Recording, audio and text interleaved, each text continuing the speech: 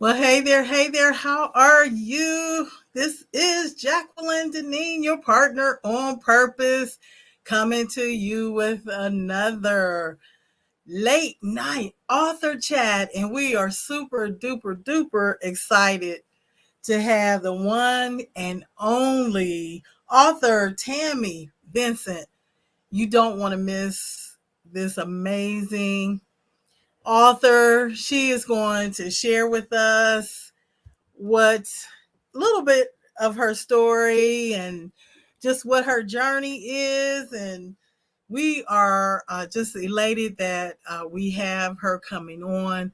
And she has a definitely, she has a story that we all need to hear. And she specializes with teens, teens going through just the horrific experiences with their parents.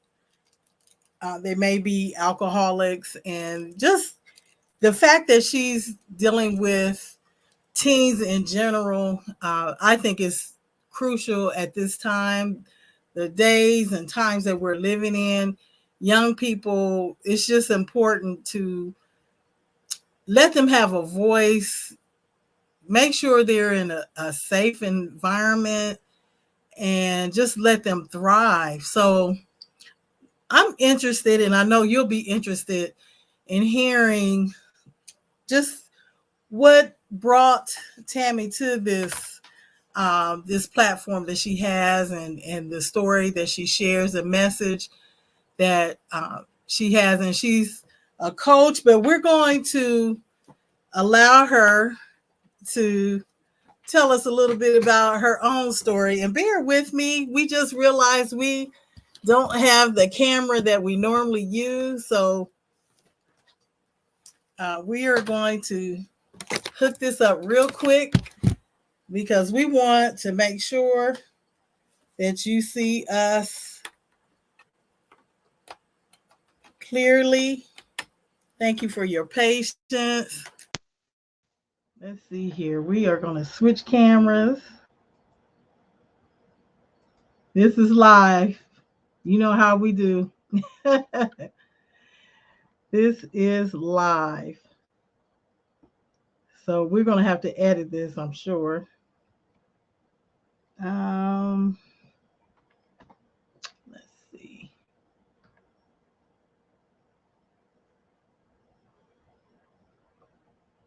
Thank you so much for your patience.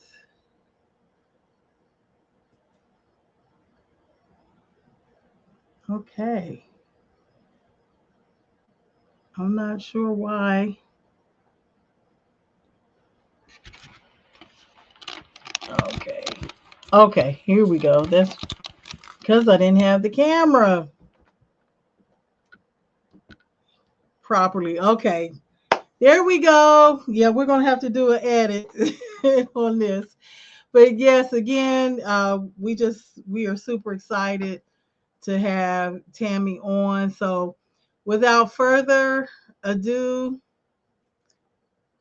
let me introduce to some and present to others the one, the only amazing Tammy Vincent.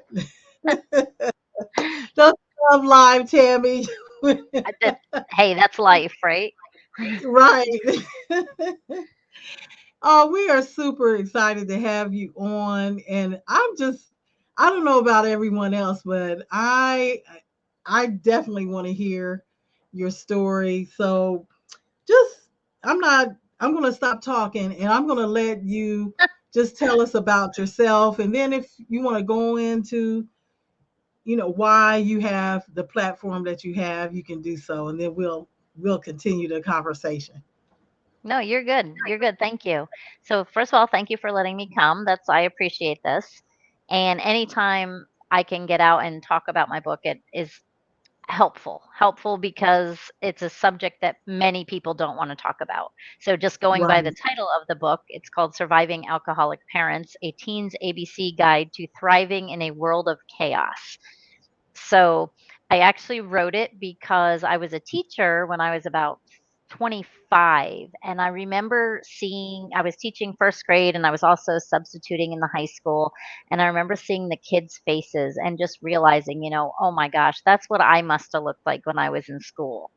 Just those sad eyes, the sleeping on the desk, the just complete lack of, wow, any ambition to do anything really except just kind of survive.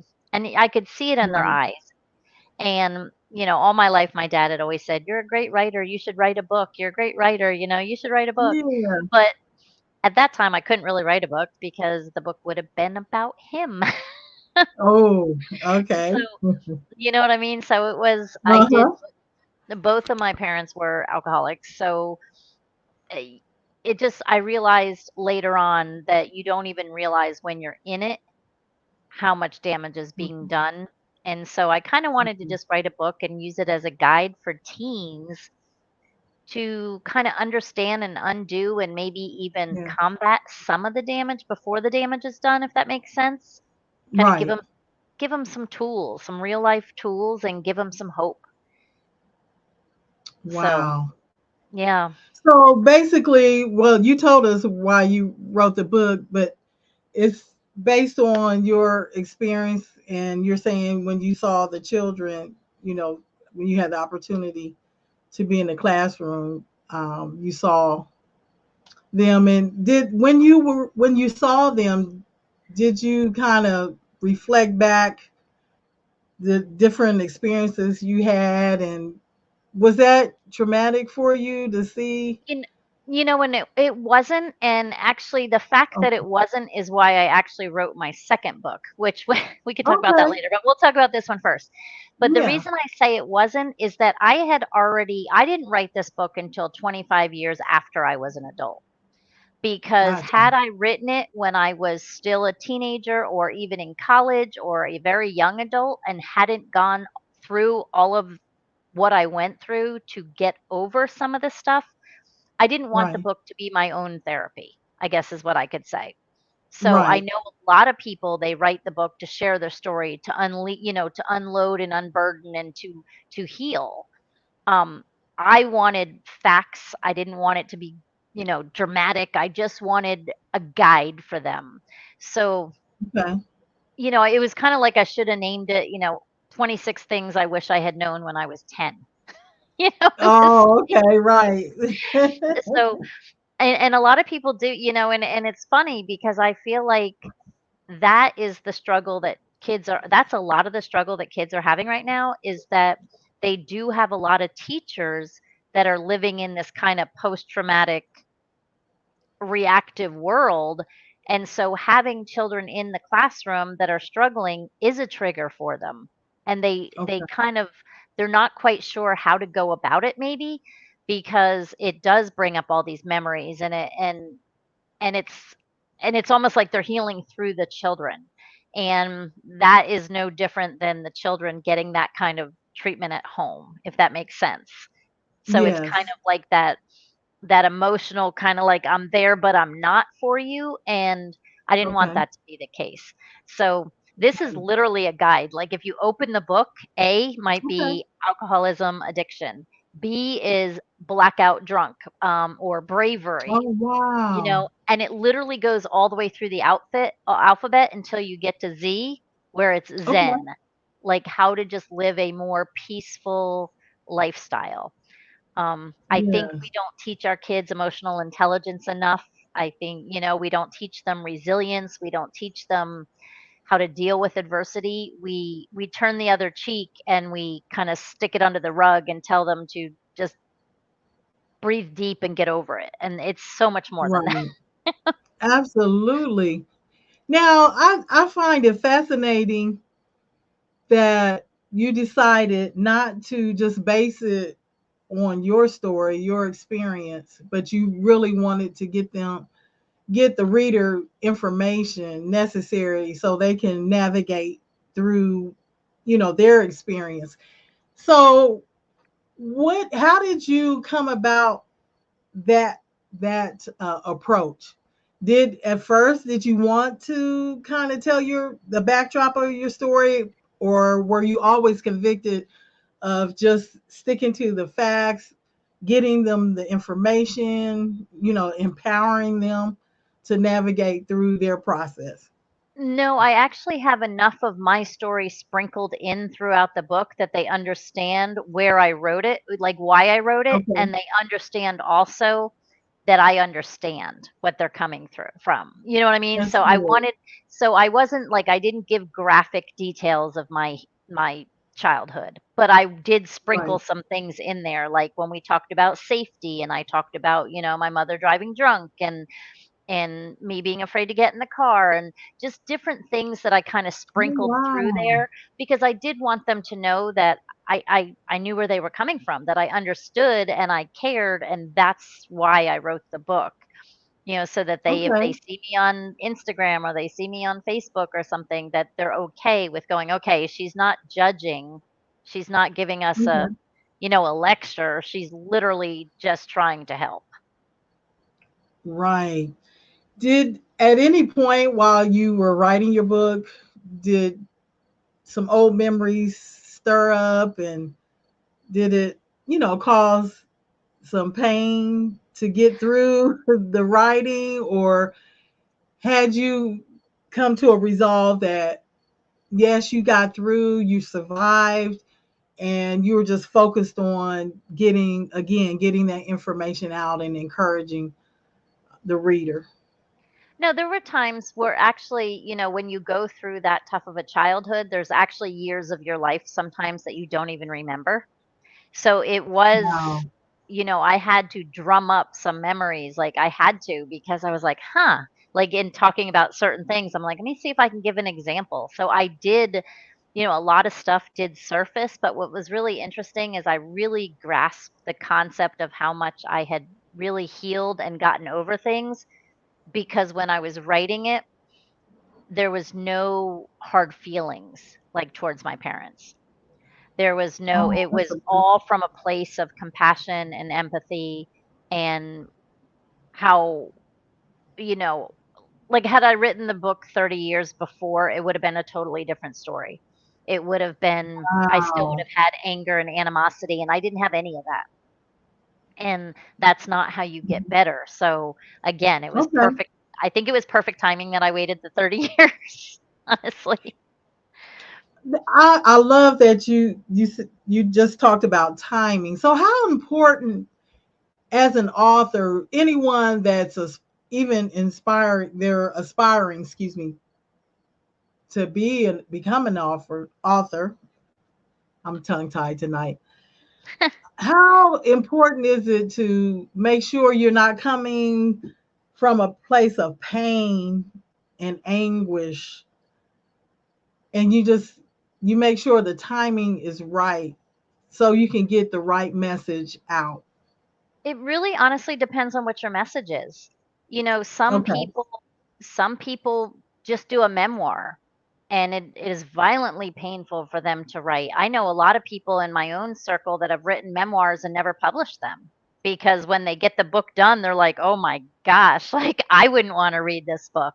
You know what I mean? So Right, it really right. just depends, I think, on the mission of the message. So, Okay. and not necessarily timing, but if you want someone, nobody writes a book because they want people to feel sorry for them. I mean, Right. that's not the mission. The mission is to see the hope and healing on the other side, or what they Yeah. learned from it, or how they grew from it, or what, just or it could just be a factual story. But I don't think Mhm. I mean, I think it just depends really. I would have to say it really depends on the message. Because there are some Yeah. memoirs that you read and you're just like your jaw drops open and you never can pick it back up because you're just like, this is horrible. Right, right. And that's me personally, that's not my kind of book. Like I want the hope, I want the, but now this is what I'm doing. Now, I've Yeah. and I've turned my pain into some purpose. And So it just depends. But I think most people realize that, and writing, when you're writing a memoir or you're writing something personal like that, it is a Right. process. I have a friend who is a grief counselor, and she wrote a book about losing her husband, and it's called The Okay. Positive Widow, and it took her a Mhm. really long time. She kept rewriting it and rewriting it and rewriting it because Oh, wow. same thing. She's like, "This is not for them. This is for me. I need it to be Yeah. them." And, it finally came out after a long time of working on it, and it's an amazing book, but I think maybe had she left it in the beginning the way it was, it Mhm. would've been too hard for people to read, if that makes sense. Wow. Yes, I totally understand. Is there something in your book that you want to share with us? There may be someone watching now, or they could be watching the replay, and you really feel that it's a pivotal piece in your book dealing Um, with your message. I think the best advice for people when they get the book, it's alphabetical, is to flip through the index and look at the words and see what resonates with you. So one day, Okay. hope the word hope might resonate. So you just go right to H. The book is literally written in Yeah. 26 bits and pieces, so that because it's kids, no kid wants to Right. sit down and read a whole book. You know what I mean? A Right. nonfiction Right. book. So this way, I mean, that's kind of what I wanted to do, so they could flip through and they might see, the word abuse, and that might just trigger them like, "Oh, wow, I wonder what that's about," and they could go to it. Yeah. But it's meant so that they could hit on it, little bits and pieces, what resonates with them at the time. That's really the Wow. best advice. Yeah. So since you had some trauma in your childhood, has that affected some decisions that you made as an adult because of being a teen? And of course, you survived and you're thriving now. But were there some things that made it kind of hard for you to navigate through It did. because of that? Yeah, definitely. And if you have the book, open up or even go online if you wanna look up the term laundry list, because that is Okay. literally like 13 or 14 traits that adult children of alcoholics usually acquire. So because they Mhm. grow up, this is what happens when they're children, and because of that, Mhm. these 13 or 14 things happen as an adult. I wish they had showed me that list when I was a teenager, because I could have been like, Right. "Oh, I wonder how I can avoid this, and I wonder how I can work on myself to avoid this," because it's all about working on themselves. I talk a Right. lot when I speak to people about, especially children, it's you have to be your own knight in shining armor. Things are tough out there, and there's no Yeah. guarantee someone's coming to save you.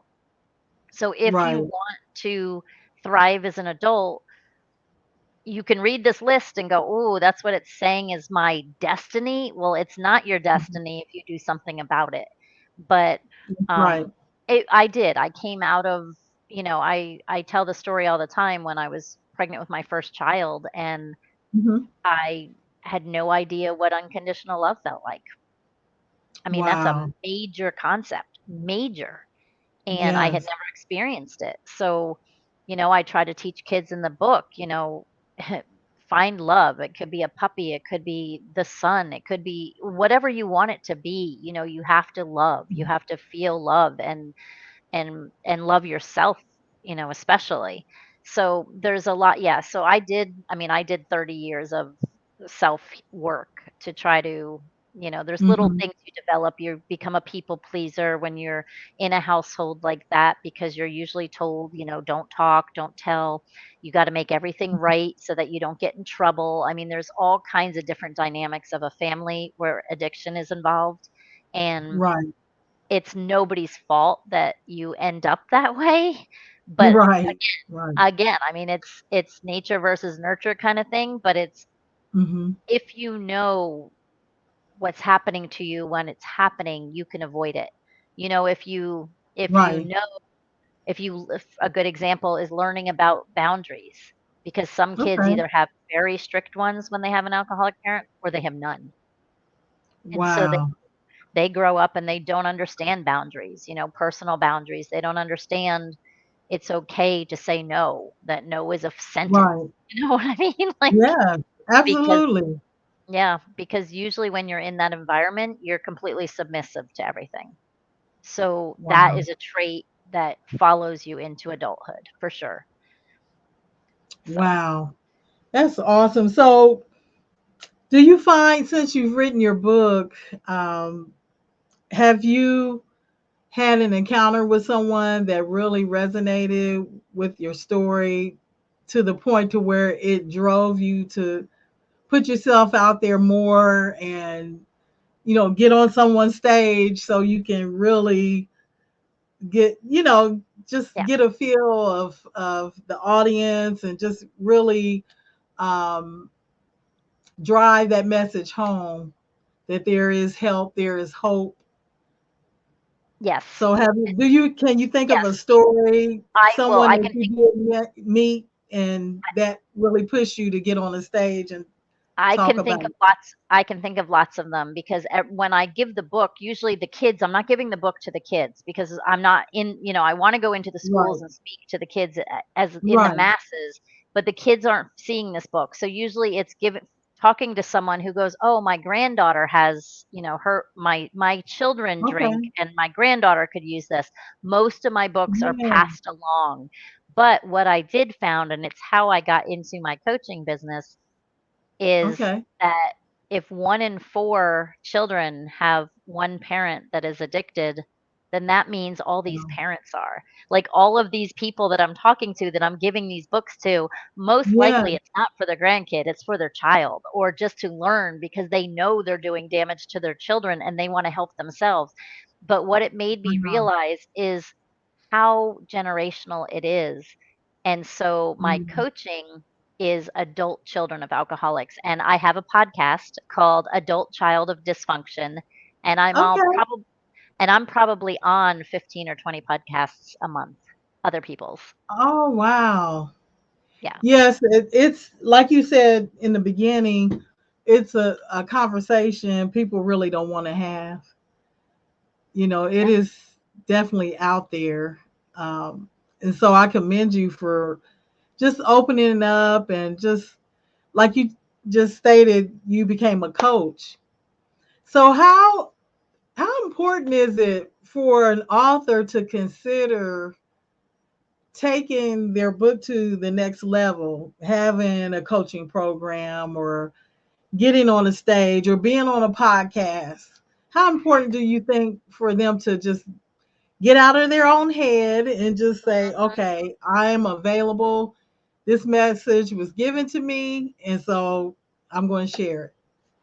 I think it's super important. And I think that if you have a message or you've turned your mess into a message and you're not on a stage, you should be.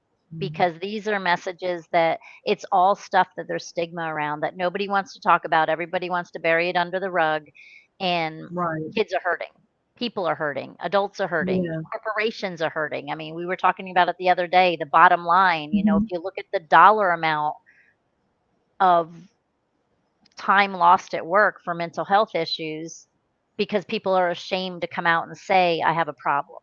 And Right. I think the whole thing, like, I'm actually doing a summit in December where we're gonna have 40 or 50 speakers all talking about the stigma of mental health disorders and how it's Wow. okay to talk about it.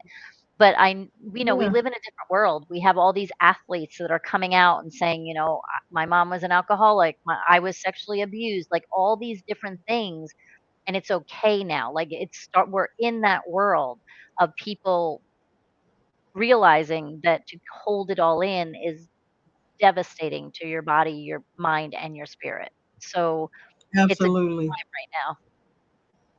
Wow. Wow. So don't forget though, we would love to know about your summit. So put the link when you can. Put it in the comments I will. under this video. So yeah, we would love to know more about that. So We value your time. Again, we're just so elated that you took the time to stop by and just to have a chat about this important topic, because there are individuals out there that really need they need to know there is hope. You can survive, Mhm. and especially teens. You know, I just spoke with a dear friend of mine. She had a family member that she lost. They were a teen, and she know another family that lost a teen. Um, it's you never know what a child is going through. It was. I'm not going to get into all the details because I don't know, if they've told everyone, but it was a tragic end to both the teens. And I'm just going to dismiss myself and allow you to give an advice to aspiring authors that may, especially if they have a burden for teens, for youth, just in general, people that really need to know that there is hope. And what advice can you give someone that has a message that could possibly help save someone's life, help And them make a decision not to even take their own life and because of all the turmoil? Yeah, no, I love where that was going because that was the message I was going to give is your Mhm. story. Kids and teens, they think they're alone. They think they're the only Right, ones that have ever suffered these problems, that their problems are unique, but they're not. We've right, Everybody has there's no unique experience. Some might be right. different than others, but there is no completely standalone, mutually exclusive thing that has never happened to a teenager. So they're not alone. So if they can hear a Yes, story and see someone on the other side of it and see someone that has gotten through it and hear a message of hope and healing, it can give them hope. And there is no doubt in my mind that when you spread those messages, you save lives. Because if you look at the absolutely. I mean, you look at the statistics of 25% of 13-year-olds polled said they had contemplated taking their own life. That is Right. ridiculous. That is sad. And that's people Yes. that have given up and have lost hope. And so they need to see that normal people, normal adults are out there Right. that had lives just like them and that they understand. They also just need to know that, none of that is their fault. And it's okay to tell your story. It's okay to come out and talk about it. And that's why these writers need to get up on stages and tell their story. Okay, so I'm gonna get off camera and just really go delve into it even more. Okay. So that's guys, that's the message I want to tell you. Every single person is unique and a beautiful human being. We were born beautiful, perfect, and joyous, and then life happened. Life beat us up, things happened, and it changed the way we looked at the world. But at the end of the day, we're all that great, brilliant, beautiful person inside. We just need people, authors, podcasters, speakers, writers, whoever it is to share that message to the world because we're living in a world right now that is so trauma reactive, that is so stressed out, burnt out, overwhelmed, sad, lonely, all of that stuff. And all they see is the sad stuff. We need more people out there telling stories of hope and healing so that people can see the good stuff, so people can get back hope that there is a better tomorrow. And that's really all I wanna say because we can do it.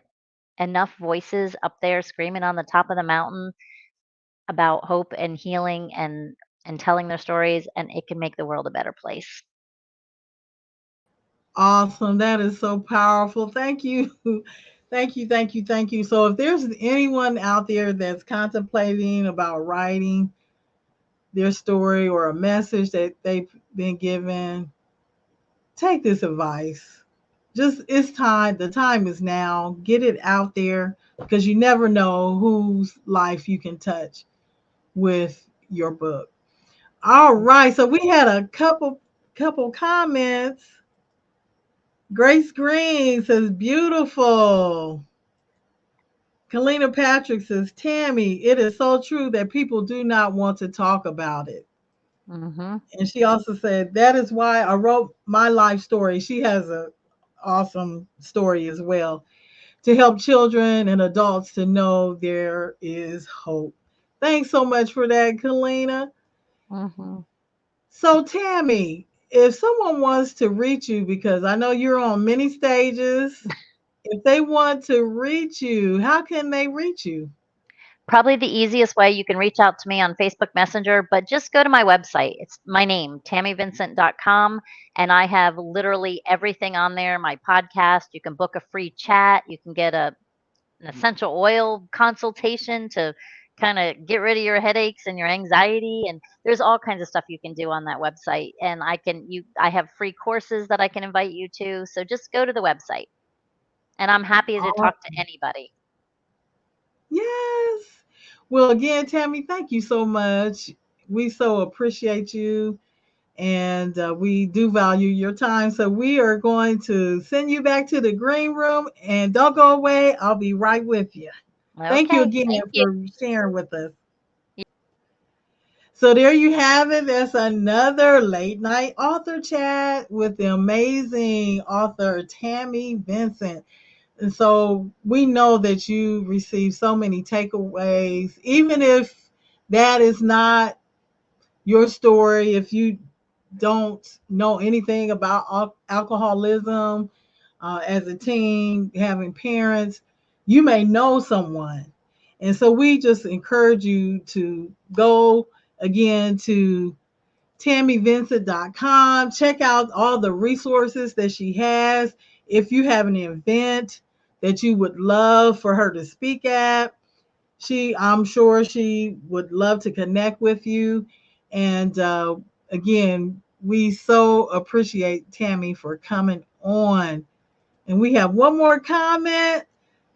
Kalina, hey there. Thanks so much for joining. You said this. Thank you for this information. You are so welcome. So, again, we just encourage you to really just consider if you're an aspiring author and you're on the fence about getting your message out, we just want to encourage you to just take a chance, step out on faith, and just go ahead, write your story. And if you need some support, we can help you with that. You can just inbox us and just let us know if you need some support because we do offer writing coaching. And if you want to publish, self publish, we can help with that as well. Just reach out to us. You can go to bit.ly/vision focus call and just hit us up. And if that's something that you really are interested in, we will be more than happy to have a conversation to see how we can support you. So thank you everyone that has joined. We thank everyone that may catch the replay. And just remember, you can do that thing that God has specifically designed you to do. You can do it. You can do it, Grace. You can do it, Kalina. You can do it most definitely, Tammy, and anyone out there we can't see, and all our replay viewers. You were born for such a time as this, and this is your set time to shine. And why not make a difference? Get the message that you have been given, even if it's your life story, and you know that there's someone out there that can really resonate with it and may get that hope, that encouragement that they need. It's time to get it out. Don't sit on it any longer. All right, so that's it for the late night author chat. Just know that God loves you and He has a plan for your life. Say yes to Him today. All right, so that's it for now, and we will talk with you soon. God bless.